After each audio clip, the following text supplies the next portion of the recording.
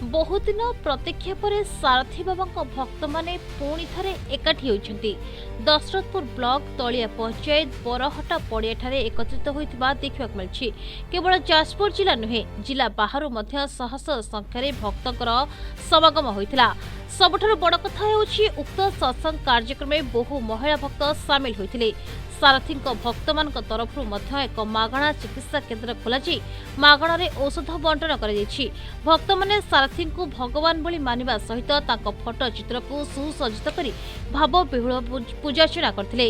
Dasharathpur block तलिया पंचायत बरहटा पड़िया सारथी भक्तर सत्संग लोकंकु पुणी एकाठी करिछि। देखो उत्साह सहित मनरे बहुत आशा अच्छी कहीं आम ये सत्संग सहित धर्म जागरण करुँ कहीं आपण किसी भी साधारण गोटे एग्जाम देवा प्रिपेयर होकर जाती जो आम गोटे एग्जाम दिखते प्रिवियस क्वेश्चन प्रिपेयर करके जाती प्रिवियस क्वेश्चन जहाँ किंतु जितेबाला आम ये आसुँच कहीं सारथी देव को कहीं लोक भल पाँच कहीं पूजा करें आम जानू से भगवान। आज जो सत्संग होती अमूल्य भाईंकर नातीर जन्मदिन उपलक्षे सत्संग आयोजन होती सारा ओडिशा ओडिशा बाहर लोक मैंने आसी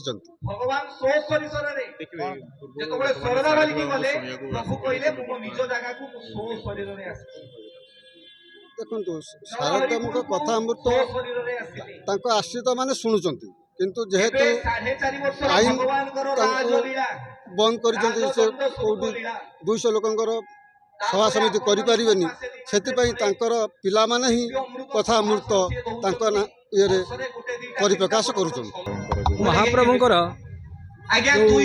दिव्य सूचना पादुका सत्संग जो पादुआ सत्संग पादुआ सत्संग आज नुहे एटा आमर विगत दिन महाप्रभु जितेबाला चौद्वार मंदिर थे से आमर ये जाजपुर क्षेत्र गिरिजा क्षेत्र में मंगलपुर अनुष्ठित होता।